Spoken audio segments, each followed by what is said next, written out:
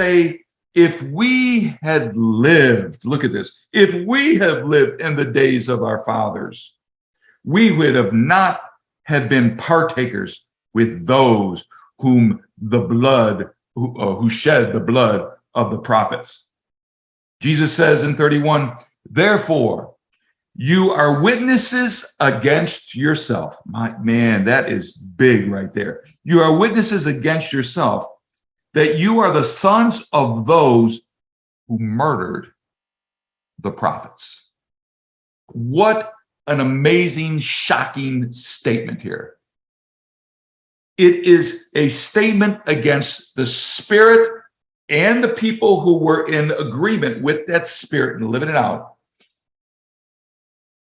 A shocking statement that you are murderers. They're saying if we lived back in the days of Elijah and Moses and Abraham and all the patriarchs of old, we would have never partake in the shedding of their blood. Okay, you know, all that stuff. We would have never have done any of that stuff.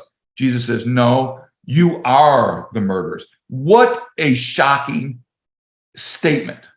Okay, that it's shocking, but it is definitely true. So the motive of religious spirits is to murder. Again, let's go back to John chapter 10. Who's the thief? Oh, the thief is Satan. The thief is the devil. Yeah, but that's in context. That's not what Jesus is talking about. Jesus is talking about those who come another way, those who try to bring people in to what? Well, it says that they look to make a convert of their own. They're looking to get their own sons and daughters, right? It's not about the kingdom. It's about them. That look, you have to do it our way. Our way is what? The law, legalism, the law of Moses, etc. Jesus saying, nope, that's not it. And when you go against that, here's that murdering spirit. I tell this, listen, I say this to people. You think the religious spirit is all nice and stuff like that? It will look to kill you. All you have to do, couple things. Start preaching the kingdom and focus in on the kingdom. Deliver the word of the king in this kingdom. You are going to be persecuted. You're going to be attacked. You're going to experience tremendous tribulation. You're going to be gossiped about. You're going to be slandered. They're going to lie in wait to deceive and kill you, to take you down. Matter of fact, I'm looking at another book that my wife and I wrote. It's called Gossip, the Weapon of Mass Destruction. Do you understand that gossip is murder? Okay, it's not necessarily the ending of one's life. It's the destruction of one life. And actually, to the Jews, gossip is like just as bad as murder, because if not worse, because when you release your words, it can take out a lot more than just one person. One person gets killed, it's over with. But this thing can take down families. It can take down nations. Okay. So Jesus is saying, look, you religious people, you're murderers. And you're saying that you would have not done it. No. And I'm going to go a little bit deeper on this thing. Okay. No, you're murderers. Okay. The motive of the religious spirit is to murder. Again, the thief comes to steal and to kill and destroy. So you want life, you better just say goodbye to religion, because religion does not give you life. Religion gives you an activity. It gives you performance. Okay. You want life? Jesus said, I am the way, the truth, and the life. No man gets to the Father. You know, religion, you can't even get to the Father. There are people there, and I say this a lot.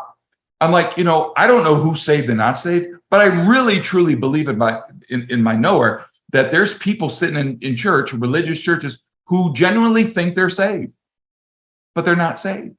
They're not born again. Born again is not a religious thing. Join the church, go to church. Being born again has nothing to do with that. Being born again is specifically about entering the kingdom of God. That's why we get born again, not to become a Christian or go to church or whatever it may be. It's about entering the kingdom of God. So what's the focus? The kingdom, right? Murdering religious spirits will look to shut up the kingdom of God. That's what we started out with, right? Now we're ending this woe or these woes with this murdering spirit. We see what? What do we see in Acts? Do we not see the early church, specifically somebody by the name of Saul, who would one day become Paul? What does he do? Here's this Pharisee, Saul, who, when he gives his credentials of being legalistic and religious, he says, look, I was the religious of the religious. What did he do? He stood and he approved of the murder of Stephen. Did he not? Did he not give directions to go and hunt down Christians who were doing what? Preaching the kingdom? He didn't say hunt down those that were doing what we're doing, those that were trying to, get you circumcised and following the law of Moses. He didn't say any of that stuff, okay? Because that's what a religious spirit does. The religious spirit was, remember the woman caught in the act of adultery? What did they want to do? They wanted to stone her. They were like, we will kill you, okay? They wanted to stone her immediately. But Jesus comes in and says, okay, you without sin cast the first stone. And they put down their stones.